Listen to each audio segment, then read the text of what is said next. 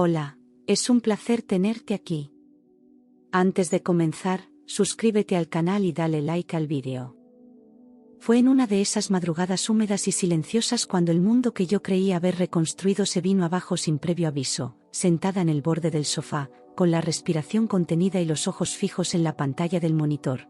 Vi como una figura encorvada, delgada y temblorosa avanzaba lentamente por el pasillo de mi casa, y aunque mi corazón se negaba a aceptarlo, mi alma lo reconoció al instante. Era Julián, mi marido, vivo, deshecho, pero vivo. En ese segundo eterno, un torbellino de imágenes me atravesó: el ataúd cerrado, el velorio silencioso, los calmantes, las noches de susurros, las negativas de Sergio, todo cobraba un nuevo sentido aterrador. 3 años creyendo que estaba muerta en vida por haber perdido al hombre con el que compartí medio siglo, cuando en realidad él había estado a escasos metros de mí, encerrado, oculto, anulado como un secreto sucio. Me llamo María Luisa Ortega, tengo 60 años, y esa noche supe, con el corazón ardiendo de rabia y horror, que mi luto había sido una mentira cuidadosamente orquestada.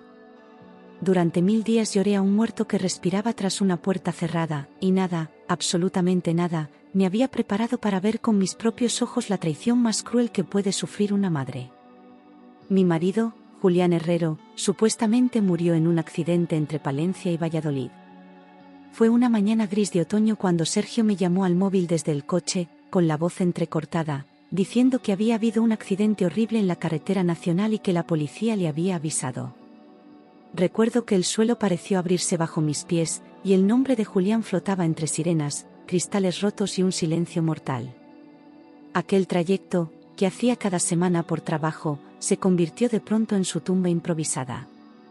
Las noticias hablaban de un choque brutal con un camión y un coche reducido a chatarra, sin supervivientes. Y yo, paralizada, solo podía repetir en voz baja que no podía ser él, que no tenía sentido, que algo no encajaba. Aquel día, fue mi hijo Sergio quien recibió la llamada del hospital. Me dijo que fue un número desconocido, que le hablaron con tono urgente desde el Hospital Clínico de Valladolid, identificando a Julián como la supuesta víctima del siniestro. Aseguró que dieron su nombre completo, que llevaba su cartera con la documentación intacta, aunque el cuerpo estaba destrozado. Todo ocurrió tan deprisa, tan sin margen para dudar, que no tuve tiempo de preguntar nada. Simplemente me derrumbé en la cocina, con el teléfono en la mano y un nudo en la garganta imposible de tragar. Llegó a casa desencajado, pálido y sin poder mirarme a los ojos. Abrí la puerta y vi a mi hijo transformado en una sombra de sí mismo, con las manos temblorosas y la mirada clavada en el suelo como si llevara el peso del mundo en la espalda. No me abrazó, no me dijo mamá, no lloró, solo me pasó una hoja doblada, un supuesto informe médico, y entró en silencio. Intenté encontrar en su rostro algún rastro de consuelo, pero había algo en el que me incomodaba, algo rígido, contenido, casi forzado. Pensé que era el dolor, que el impacto lo había dejado en shock, y no quise presionar. Me dijo que el cuerpo de Julián estaba irreconocible y en estado crítico. Sergio explicó que, aunque los documentos confirmaban su identidad, el estado físico del cadáver era tan severo que no recomendaban una identificación visual. Añadió que el médico le había dicho que ni siquiera él había podido soportar la visión completa del cuerpo. Le pregunté si estaba seguro, si no se trataba de otro hombre, pero negó con firmeza, insistiendo en que no había lugar para dudas. Me dijo que el coche y los objetos encontrados dentro también confirmaban que era Julián. Yo, entre lágrimas y confusión, no tenía fuerzas para cuestionarlo. Añadió que los médicos aconsejaban no abrir el saco mortuorio, por motivos emocionales irreversibles. Aquella frase se me quedó grabada como una sentencia final, como si abrir esa bolsa fuera cruzar un umbral del que no se podía volver. Sergio fue tajante, me lo repitió 2 veces, que debía quedarme con el recuerdo de Julián con vida, no con la imagen irreconocible de su cadáver. Usó un tono protector, casi paternal, como si él fuera el adulto y yo la frágil. Me sentí anulada, sin derecho a decidir, como una figura decorativa en medio de una tragedia que no controlaba. Acepté sin protestar, porque el dolor era demasiado grande como para pensar con claridad. Yo estaba en shock, y confié en él sin cuestionar nada. Durante esos días me movía como un autómata, firmaba papeles, respondía llamadas, tomaba pastillas para dormir, y todo lo hacía porque Sergio me lo indicaba. Mi mente flotaba en una niebla espesa de dolor, incapaz de distinguir la verdad de la mentira. Sergio era mi único sostén, mi única voz entre tanto caos, y me aferré a él con los ojos cerrados. Nunca imaginé que precisamente él era quien sostenía la farsa con tanto pulso. Mirando atrás, me cuesta aceptar lo fácil que fue manipularme. Sergio organizó el velorio de inmediato, sin dejarme participar en los trámites. Me dijo que quería ahorrarme sufrimientos, que era mejor no ver nada, no enfrentarme al papeleo, que él se encargaría de todo como buen hijo. En menos de 24 horas ya había una fecha, un lugar, un ataúd pagado y flores contratadas. Apenas me dejaron elegir la ropa que supuestamente vestiría Julián dentro del cajón. Me pareció todo tan rápido, tan eficiente, que lo interpreté como una señal de amor. Nunca imaginé que era una estrategia para no dejar cabos sueltos. La funeraria trajo un ataúd cerrado, alegando motivos sanitarios. 2 hombres uniformados entraron con rostro serio, cargando aquel ataúd de madera oscura como si transportaran una bomba a punto de estallar. Dijeron que no era posible abrirlo por protocolos médicos, que el estado del cuerpo era incompatible con una despedida tradicional. Yo asentí, con el alma hecha pedazos, y acepté la explicación sin exigir más. Nadie me dio un documento oficial, nadie me mostró una foto, solo palabras, gestos, y un silencio demasiado denso. Y ahí, frente a todos, comenzó mi duelo por un cuerpo que jamás vi. Recuerdo haber llorado frente a ese ataúd sin poder despedirme. Me senté sola, delante del féretro, con las manos entrelazadas y los ojos secos de tanto llorar, intentando recordar la última vez que besé a Julián, su voz al salir de casa, su aroma. Me parecía tan cruel no haber podido verle una última vez, no haberle tocado el rostro, no haber confirmado que era él quien descansaba allí. Cada lágrima caía cargada de impotencia, de preguntas sin respuesta, de una ausencia que no sabía cómo aceptar. Los asistentes hablaban en voz baja, me abrazaban, pero yo no escuchaba a nadie. Solo deseaba que todo fuera un mal sueño del que pronto despertaría. Después del entierro, mi casa quedó silenciosa, demasiado silenciosa. El vacío que dejó Julián no era solo emocional, era físico, tangible, como si los muros hubieran absorbido su ausencia y la amplificaran en cada rincón. Los relojes sonaban más fuerte, las puertas crujían con más eco, y hasta mi respiración parecía un ruido fuera de lugar. Me movía por la casa como un fantasma, sin rumbo, sin voz, mirando las cosas de siempre que ahora parecían ajenas. El silencio me perseguía incluso al dormir, como si la casa misma se negara a aceptar su nueva condición. A veces me sorprendía hablándole al aire, esperando oír su respuesta desde algún rincón del pasado, pero a los pocos días, empecé a escuchar pasos pesados en el pasillo cada madrugada. Al principio creí que eran sueños, que el dolor me estaba jugando malas pasadas, pero las pisadas eran nítidas, lentas, como si alguien caminara arrastrando los pies. Siempre a la misma hora, entre la oscuridad y el murmullo del viento, los pasos surgían desde el final del pasillo y se detenían justo frente a mi puerta. Me quedaba quieta, con el corazón galopando en el pecho, intentando encontrar una explicación racional. No podía ser un vecino, no podía ser mi mente, era demasiado preciso, demasiado real. Cada noche se repetía el mismo ritual, como una presencia que no se resignaba a irse. A las 2, todos los días, escuchaba la misma cadencia, 3 pasos, una pausa, otros 2. Era como un código secreto, como una señal que alguien quisiera grabar en mi mente una y otra vez, sin tregua. El ritmo era exacto, repetido al milímetro, y no importaba si dejaba luces encendidas o si ponía música, los pasos seguían ahí, firmes, inevitables. Algunas noches me atrevía a levantarme y abrir la puerta, pero no había nadie, solo el pasillo oscuro y esa sensación helada que me recorría la espalda. Empecé a temer la madrugada como si fuera un castigo, una condena que no entendía. Y cada día, a las 2 en punto, me preparaba para volver a escuchar la misma coreografía invisible. Después venía una tos profunda, idéntica a la de Julián. Esa tos seca, arrastrada, que le acompañaba cada invierno desde hacía años, ahora retumbaba entre las paredes como una burla macabra.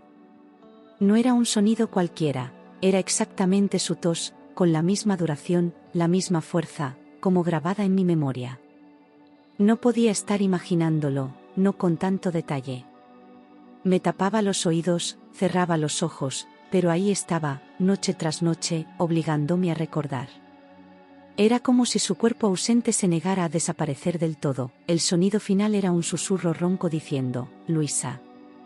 Al oírlo por primera vez, creí que el alma se me salía del cuerpo. Esa voz rota, gastada, que decía mi nombre con tanto peso, me hizo gritar sin pensarlo. Corrí a encender todas las luces, abrí ventanas, revisé la casa de arriba abajo, pero no encontré nada. El susurro no era agresivo, no daba miedo por sí solo, lo aterrador era que lo conocía de memoria. Era Julián, llamándome como solía hacerlo cuando se despertaba con pesadillas. Y ese sonido se quedó flotando en mi oído como una advertencia de que la historia no había terminado. Creí que era parte del duelo, un eco de mi mente rota. Intenté convencerme de que el dolor me estaba jugando malas pasadas, que era mi subconsciente proyectando los recuerdos en el vacío. Busqué libros sobre duelos traumáticos, leí artículos sobre alucinaciones auditivas, hablé con una psicóloga por teléfono. Me repetí a mí misma que era normal, que pasaría, que era parte del proceso. Pero había una parte de mí que no se calmaba, que insistía en que lo que estaba oyendo no era producto de la mente, sino de la realidad. Una verdad que se resistía a ser enterrada. Mis hermanas decían que era luto prolongado y que necesitaba terapia. Me hablaron con dulzura, con paciencia, como quien cuida a una enferma frágil y confundida, sin saber que lo que yo vivía cada noche era más nítido que cualquier recuerdo. Me recomendaron médicos, pastillas, incluso una casa de reposo, y yo fingí que las escuchaba. Sabía que lo hacían con amor, pero no entendían que yo no estaba delirando. Había una lógica cruel detrás de todo lo que ocurría. Lo que pasaba en esta casa no podía explicarse solo con tristeza, pero los sonidos eran demasiado claros, demasiado reales. Cada crujido, cada paso, cada murmullo coincidía con lo que conocía de Julián como si alguien lo hubiese replicado con exactitud. No era un ruido aleatorio, no eran voces genéricas, eran sonidos cargados de historia, de detalles íntimos que solo yo podía reconocer. Empecé a dejar la puerta entreabierta, a sentarme en silencio, esperando cazarlos con más nitidez. Quería atraparlos, grabarlos, demostrar que no estaba perdiendo la cabeza. Era mi forma de resistirme a que la realidad me fuera arrebatada por el juicio ajeno. Una noche oí incluso el golpe suave que Julián daba al apoyarse en la pared. Ese sonido sordo, apenas un roce con los nudillos, era su costumbre cuando se levantaba de madrugada para ir al baño. Siempre lo hacía igual, con el mismo ritmo, como marcando su presencia para no asustarme. Escucharlo de nuevo me hizo llorar como una niña, porque era imposible que alguien más supiera hacerlo así. Me senté en el suelo del pasillo, temblando, con el corazón encogido, sabiendo que no era un error, que no podía ser coincidencia. Julián estaba ahí, o alguien lo estaba imitando demasiado bien. Empecé a dormir con la luz encendida, aterrada. La oscuridad se convirtió en mi peor enemiga, un pozo donde los sonidos se amplificaban y mi imaginación se desbordaba sin control. Dejar la lámpara encendida me daba una falsa sensación de seguridad, como si la luz pudiera protegerme de lo que fuera que caminaba por mi casa. Cada noche era una batalla entre el sueño y el miedo, entre cerrar los ojos o vigilar la puerta. Ya no descansaba, solo sobrevivía a cada amanecer. Y en mi pecho, el terror crecía como una hiedra imposible de arrancar. Cuando se lo conté a Sergio, frunció el ceño como si yo fuese un estorbo. Le hablé una mañana, con voz temblorosa pero decidida, esperando consuelo, apoyo o al menos preocupación, pero su reacción fue dura, seca, casi impaciente. Me miró como si le estuviera molestando con un capricho absurdo, como si mis palabras fueran un fastidio más que una llamada de auxilio. No hizo una sola pregunta, no quiso saber más detalles, simplemente se cruzó de brazos y suspiró. Por primera vez, sentí que algo en su mirada se había endurecido hasta volverse ajeno. Me dijo con frialdad que eran alucinaciones propias de la edad. Pronunció esas palabras con una mezcla de condescendencia y desprecio, como si mi mente ya no tuviera valor, como si todo lo que yo sentía pudiera descartarse con una etiqueta médica. Me dolió más que si me hubiese gritado, porque negó mi angustia sin pestañear. Me hizo sentir débil, inútil, como si estuviera perdiendo la razón sin darme cuenta. Intenté defenderme, pero él ya había cerrado los oídos, convencido de que yo era un problema, no una madre herida. A los días, apareció con calmantes recetados para mi bien. Me los dejó sobre la mesa de la cocina, junto con una nota del médico que jamás visité, diciendo que me ayudarían a dormir mejor, a no pensar tanto. Era una cajita blanca, discreta, con un nombre que no reconocí, pero que él aseguró que me haría bien. Intentó convencerme con palabras dulces, pero su mirada estaba vacía, como quien sigue un guión aprendido. No pregunté nada, no discutí, simplemente asentí con la cabeza, aunque por dentro ya empezaba a desconfiar. Empecé a tomarlos, pero los ruidos continuaban. Las primeras noches caí en un sueño profundo y sin sueños, pero al despertar, el peso en el pecho seguía ahí, y los sonidos regresaban como si nunca se hubieran ido. Era como si las pastillas adormecieran mi cuerpo pero no mi alma, que seguía escuchando, sintiendo, resistiendo. Cada madrugada, los pasos, la tos, el susurro, nada había cambiado. Me di cuenta de que el problema no estaba en mi cabeza. El horror seguía vivo, caminando por mi casa. Lo peor, las voces se volvieron más nítidas, ya no eran susurros vagos ni ecos lejanos, eran frases enteras, respiraciones entrecortadas, casi como si alguien hablara detrás de la pared. Escuchaba mi nombre, sollozos apagados, palabras sin sentido que poco a poco iban tomando forma. Una noche creí oír un «ayúdame» tan claro que me levanté de un salto y corrí hacia la puerta del pasillo. Pero como siempre, no había nadie.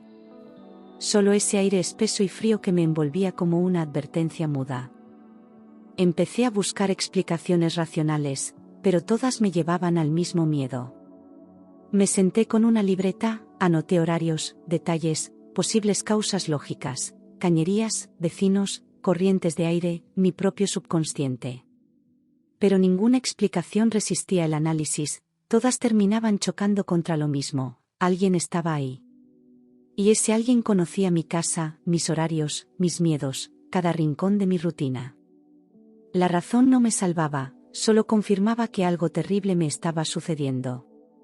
Y lo peor era saber que nadie más quería verlo. Pilar, mi vecina y amiga, sugirió instalar cámaras. Fue un día en que me vio pálida, con los ojos hundidos de no dormir y la voz quebrada de tanto callar. Le conté solo una parte, lo suficiente para que entendiera que necesitaba ayuda. Ella, siempre práctica, me dijo que si no confiaba en mi memoria, al menos confiara en lo que una cámara pudiera grabar. La idea me pareció extraña al principio, casi paranoica, pero al mismo tiempo, lógica. Si no podía convencer a los demás, al menos quería convencerme a mí misma. Hice eso en silencio, sin contarle a Sergio. No quería que lo supiera, no solo porque desconfiaba de su juicio, sino porque había algo en el que empezaba a inquietarme profundamente. Aproveché un día que salió temprano para trabajar y fui a una tienda de electrónica donde nadie me conocía. Compré 2 cámaras pequeñas, discretas, fáciles de instalar y configurar desde el móvil. Volví a casa temblando, como si estuviera cometiendo un delito. Pero en el fondo, sentía que por fin estaba haciendo algo para defenderme. Coloqué una cámara en el pasillo y otra en el salón. Elegí cuidadosamente los ángulos, asegurándome de que captaran los recorridos exactos donde los ruidos aparecían cada noche. Me tomé mi tiempo, con el corazón acelerado y la respiración contenida, como si temiera que alguien me sorprendiera. Configuré todo con ayuda de un tutorial y dejé las grabaciones automáticas activadas. Esa noche me fui a dormir con una mezcla de miedo y expectativa. Quería que pasara algo. Necesitaba que pasara algo. Las primeras noches nada apareció, o al menos fue lo que pensé. Revisé los vídeos de madrugada con los ojos cansados y el estómago revuelto, viendo horas de pasillos vacíos, luces tenues, sombras estáticas. Me sentí frustrada, confundida, preguntándome si estaba volviéndome loca de verdad. Pero entonces, al adelantar la reproducción de uno de los archivos, noté algo extraño, una interrupción. Un corte brusco en la grabación justo en el momento clave. Algo no cuadraba, y ese detalle, insignificante para cualquiera, me devolvió de golpe la certeza de que no estaba imaginando nada, hasta que noté que la cámara del pasillo se apagaba siempre a las 1:59. Era un patrón exacto, una coincidencia demasiado precisa para no levantar sospechas. Cada noche, al revisar las grabaciones, la imagen del pasillo desaparecía justo un minuto antes de que comenzaran los ruidos. Al principio pensé que era una falla técnica, pero no tenía sentido. La cámara del salón seguía grabando con normalidad. Era como si alguien supiera exactamente cuándo cortar la señal. Y entonces me invadió un pensamiento helado. Alguien estaba manipulando la cámara desde dentro de la casa. Eso pasaba todas las noches, durante semanas. Revisé día por día, vídeo por vídeo, y siempre ocurría lo mismo. La cámara funcionaba perfectamente hasta las 1:59 y luego quedaba en negro durante al menos 20 minutos. No era casualidad, no era una interferencia esporádica, era un patrón meticuloso, exacto, repetido. A esas alturas, ya no dormía, me pasaba las noches en vela, analizando los registros como una detective desesperada. Cada corte, cada segundo perdido, me convencía más de que algo o alguien me quería mantener a ciegas. Y no lo iba a permitir, empecé a sospechar que alguien estaba entrando en casa. La idea era tan absurda como aterradora, pero era la única que explicaba lo que estaba ocurriendo. Alguien con acceso, alguien que conocía los horarios, los rincones, las cámaras. Las cerraduras no estaban forzadas, las ventanas seguían intactas, pero cada noche algo cambiaba de sitio, algo no estaba como lo había dejado. Sentía que me vigilaban, que no estaba sola, que mi propia casa se había convertido en un escenario manipulado. Y la única persona con llave, aparte de mí, era Sergio. Le pregunté a Sergio si había vuelto para coger cosas, pero lo negó secamente. Una tarde, con voz neutra, le dije que había notado movimientos raros en casa, que tal vez él había venido por algún documento, alguna prenda olvidada. Se tensó al instante, me miró con frialdad y me dijo que no tenía nada que hacer allí. Ni una sonrisa, ni una broma, ni siquiera una mentira elaborada. Solo una negativa seca, cortante, como si no quisiera que siguiera hablando. Y esa reacción me dio más respuestas que cualquier palabra. Decidí fingir tomar el calmante una noche para quedarme alerta. Esa noche preparé mi rutina con cuidado, serví la cena, tomé el vaso de agua delante de Sergio y dejé que me viera tragar el comprimido. Luego subí a mi habitación, esperé en silencio y, cuando estuve sola, lo escupí en el lavabo y lo dejé correr por el desagüe. Mi corazón latía con fuerza, no por miedo, sino por la certeza de que esa noche descubriría la verdad. Me senté en la oscuridad, con los ojos fijos en el monitor y los sentidos en vilo. En cuanto Sergio se fue, escupí la pastilla en el lavabo. El sonido del agua arrastrando el polvo blanco por la tubería me dio una extraña sensación de liberación, como si por fin estuviera rompiendo el ciclo de dependencia en el que me había atrapado. Cerré la puerta con llave, bajé las luces y esperé, tensa, con las manos heladas y la espalda rígida. Sabía que algo iba a pasar, lo presentía en la piel, en los oídos, en los huesos. Y esta vez, iba a estar completamente despierta para verlo. A las 2, me senté en el salón observando el monitor. La pantalla temblaba ligeramente con la señal nocturna, todo en tonos grises y negros, como una pesadilla en cámara lenta. Sentía el zumbido del silencio colarse por las paredes mientras el reloj avanzaba hacia la hora maldita. Cada segundo era una gota espesa cayendo en un vaso ya desbordado de ansiedad. No pestañeaba, no me movía, solo respiraba con esfuerzo, esperando esa secuencia conocida. Y entonces, puntualmente, comenzaron los pasos. Cuando los pasos sonaron, mi cuerpo entero se congeló. Eran exactamente como siempre, 3 pasos, pausa, 2 más, y luego, esa tos profunda que me rompía el alma. Pero esta vez no era solo sonido. En la pantalla del monitor, la imagen empezó a distorsionarse, como si algo estuviera interfiriendo. Parpadeé, acercándome, y vi claramente una silueta entrando al pasillo, tambaleante, descompuesta, pero humana. No era un espectro. No era un recuerdo. Era alguien real caminando dentro de mi casa. La pantalla parpadeó, alguien había entrado en el pasillo. Durante unos segundos, creí que el aparato fallaba otra vez, pero entonces la figura se movió, lenta y pesada, arrastrando los pies con dificultad. No era una alucinación, estaba viendo cada paso, cada movimiento. Su cuerpo parecía vencido, como si no pudiera sostenerse, y la cabeza colgaba hacia adelante. La cámara enfocó mejor, y vi algo que me dejó sin aire. Esa silueta no era desconocida. Era Julián, se acercaba lentamente, con pasos arrastrados. Su cuerpo estaba más delgado, encorvado, como si le hubieran robado la fuerza y los años se le hubieran pegado de golpe a los huesos. Llevaba ropa vieja, sucia, colgando del cuerpo como un trapo, y su caminar era el de un hombre vencido por la vida. Su boca estaba tapada con algo, un trapo atado por detrás de la cabeza que le impedía hablar o gritar. Me llevé la mano a la boca para no chillar. Porque lo más doloroso no fue verle así. Fue ver que no estaba solo, el rostro de Julián apenas era reconocible, pero su forma de caminar, el temblor de sus manos, la manera en que giró la cabeza buscando algo, todo gritaba que era él. Lo vi alzar la mirada con dificultad, con unos ojos vacíos, desconectados de la realidad, como si estuviera atrapado en otra dimensión. Llevaba meses, quizás años, en ese estado, y lo peor era que su cuerpo aún intentaba avanzar, resistirse, aferrarse a algo. Cada paso suyo me desgarraba el alma, porque ese no era el hombre que conocí, era un eco roto de él. Y entonces, desde un rincón de la imagen, apareció Sergio. Estaba justo detrás, en silencio, con el rostro tenso y los ojos oscuros, como si llevara semanas vigilando a una criatura salvaje. Tenía una mano apoyada en el hombro de Julián y con la otra sostenía una linterna, que apuntaba al suelo. No le hablaba con cariño, no lo guiaba con paciencia, lo empujaba, con impaciencia, como si fuera un objeto que estorbaba. De su boca salió una frase baja, cargada de rabia: «Venga, entra ya». Fue entonces cuando lo comprendí todo, no era un accidente. Nunca lo fue.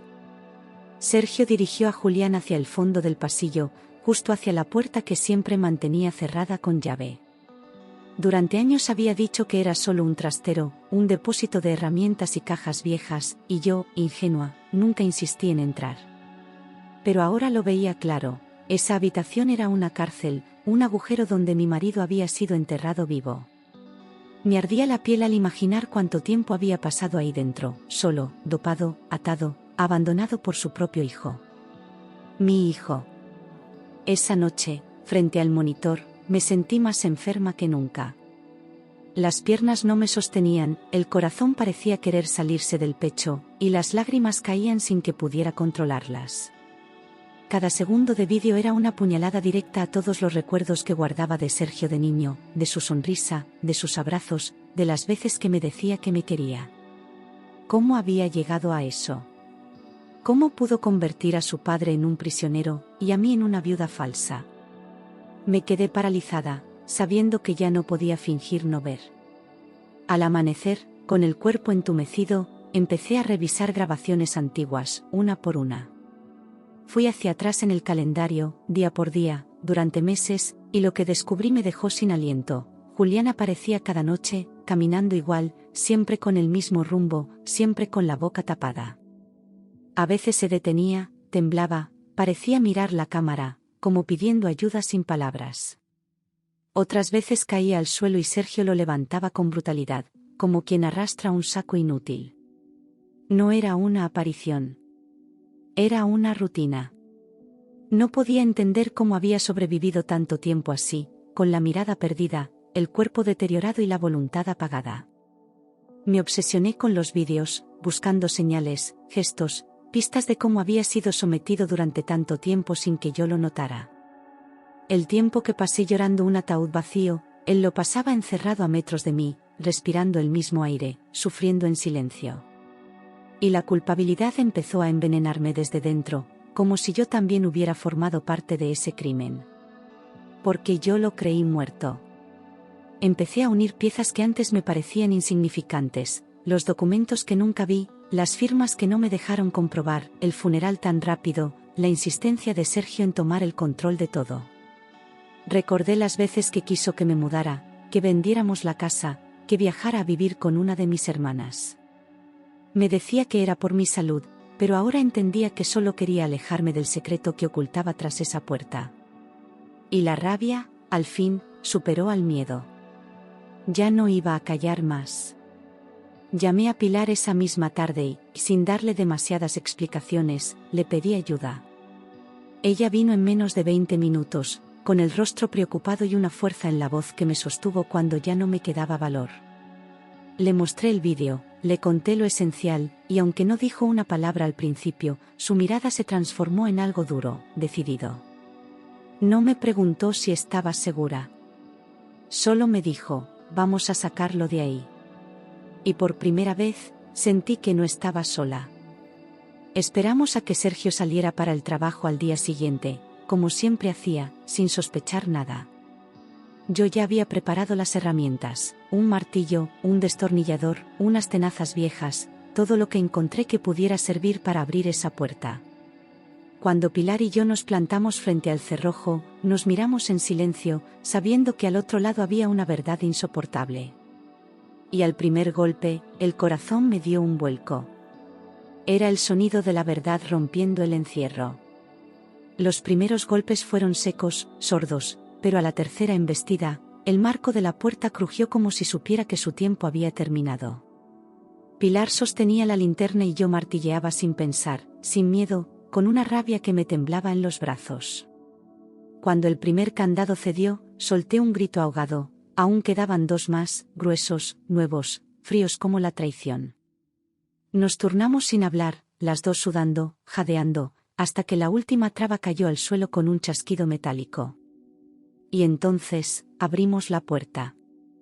Un aire denso, viciado, golpeó nuestros rostros como una bofetada de años podridos. Era un olor que no se podía describir con palabras comunes: humedad, encierro, piel y tiempo atrapados. La luz tembló al penetrar en el cuarto, revelando poco a poco las paredes desnudas, las mantas viejas en el suelo, los cubos vacíos, y allí, en un rincón, él. Julián estaba sentado, o mejor dicho, derrumbado, con la cabeza apoyada en la pared, los ojos entreabiertos y el cuerpo reducido a un esqueleto vivo. Fue como encontrar un fantasma, pero que aún respiraba. Tardó unos segundos en reaccionar, como si no creyera lo que veía, como si la realidad se le escapara entre los dedos. Cuando me reconoció, sus labios temblaron bajo la mordaza sucia que cubría su boca, y una lágrima resbaló lenta por su mejilla. Corrí hacia él, rompí los nudos con las manos desnudas, gritando su nombre una y otra vez mientras Pilar sujetaba su cuerpo para que no se desplomara. Estaba frío, deshidratado, con la piel pegada a los huesos y las muñecas llenas de marcas moradas. Aún así, me miró, y me reconoció. Sus ojos decían lo que su boca no podía: miedo, alivio, amor, un grito silencioso que me atravesó el pecho. No sabía cuánto tiempo había estado allí, ni cuántas veces había intentado llamarme sin éxito, pero entendí que cada paso, cada tos, cada susurro, era su manera de no rendirse. De decirme que seguía vivo. Pilar corrió a por agua mientras yo lo abrazaba con cuidado, repitiéndole que estaba a salvo, que ya nadie le haría daño. Y por dentro, el corazón me hervía de odio. Porque quien hizo eso tenía mi sangre. Llamamos a una ambulancia sin perder un segundo, y mientras esperábamos, lo cubrimos con mantas y tratamos de mantenerlo consciente. Yo no paraba de hablarle, de acariciarle el pelo, de pedirle perdón por no haber visto antes lo que pasaba bajo mi techo. Julián apenas podía responder con leves gestos, pero sus ojos me seguían, clavados en mí como si temiera que desapareciera otra vez. En cuanto llegaron los sanitarios, intentaron contener su deterioro con rapidez, preguntando cuánto tiempo llevaba así. No supe qué responder. Porque ni yo podía creerlo. Subieron a Julián en la camilla y me dijeron que tenía que acompañarles al hospital, que su estado era crítico, pero aún reversible. Pilar se quedó en casa, preparando todo para la policía, mientras yo me aferraba a la mano de Julián en la ambulancia. Sentía como intentaba apretarme los dedos, débilmente, como si ese contacto fuera su única conexión con la vida. No lloré, no hasta entonces. Pero cuando arrancamos y oí a uno de los enfermeros decir: «Está vivo de milagro», las lágrimas salieron sin control. Porque yo también estaba volviendo a vivir. En cuanto pisamos el hospital, lo llevaron directo a urgencias y me hicieron esperar en una sala pequeña, con olor a desinfectante y paredes amarillas. Yo no podía quedarme quieta, caminaba en círculos, repasando una y otra vez cómo llegamos hasta ese infierno. Recordé el día del supuesto accidente, la llamada de Sergio, los papeles, el ataúd, todo. Cada imagen era como una puñalada más. Y con cada recuerdo, mi decisión se hacía más firme, iba a denunciar a mi hijo. Llamé a la Guardia Civil desde el móvil, con la voz firme, sin vacilar. Expliqué todo, la falsificación de documentos, la simulación de muerte, el encierro, el abuso, el robo. Me pidieron que fuera clara, que no tuviera miedo, y les entregué los vídeos, las grabaciones, todo lo que había recopilado. No me importaba que mi apellido terminara en un expediente judicial, no me importaba el escándalo. Porque lo único que importaba era salvar a Julián y que Sergio respondiera por cada minuto de crueldad. Ya no había marcha atrás. Cuando entraron a registrar la casa, Pilar les abrió la puerta y les mostró el cuarto donde lo encontramos. Tomaron fotografías, revisaron el candado roto, analizaron las cámaras, y todo coincidía con lo que yo había contado. Me llamaron desde el hospital para decirme que Julián estaba estable, aunque muy débil, y que tendrían que mantenerlo en observación varios días.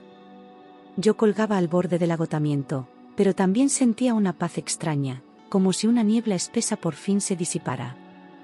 Había sido traicionada, sí. Pero ya no estaba ciega. Y esa misma tarde, cuando Sergio regresó a casa, la Guardia Civil lo estaba esperando. Se acercó con su arrogancia habitual, sin imaginar lo que le esperaba, y cuando vio los coches patrulla y a los agentes, su expresión se rompió por primera vez. Intentó preguntar, intentar reír, fingir sorpresa, pero ya no le servía. Lo esposaron frente a la puerta, sin gritos, sin dramatismos. Solo con la fría precisión de la justicia que llega, aunque tarde.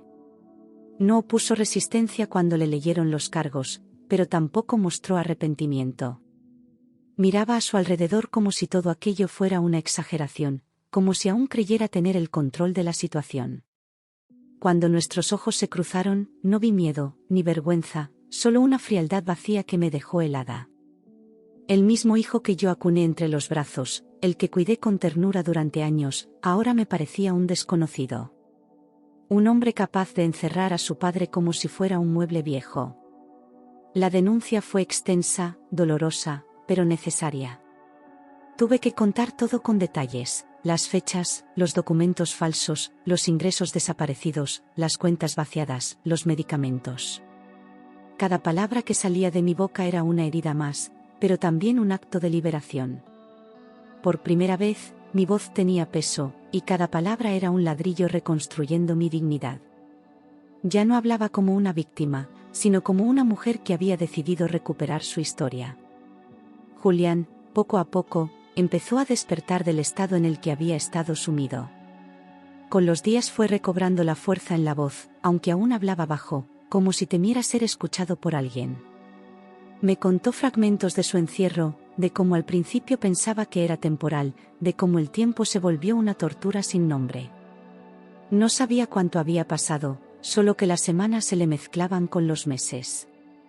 Y que cada noche, al oír mi voz tras la pared, deseaba que ese fuera el último día en la oscuridad. Le costó aceptar que Sergio estaba detenido, que todo había salido a la luz. Hubo silencio entre nosotros cuando pronuncié su nombre, como si doliera solo mencionarlo. No porque lo defendiera, sino porque era su hijo, nuestro hijo, y por mucho que doliera, una parte de él seguía preguntándose por qué. ¿Qué hicimos mal? ¿En qué momento se torció tanto? Pero esa culpa no era nuestra. No justificaba nada. Y los dos lo sabíamos. El proceso judicial fue lento, pero firme. Las pruebas eran sólidas, las grabaciones contundentes, los informes médicos inapelables. Sergio intentó alegar enfermedad mental, estrés, incluso inventó que había sido idea de Julián, pero nada funcionó. Cada mentira era desmontada con hechos, con fechas, con evidencias.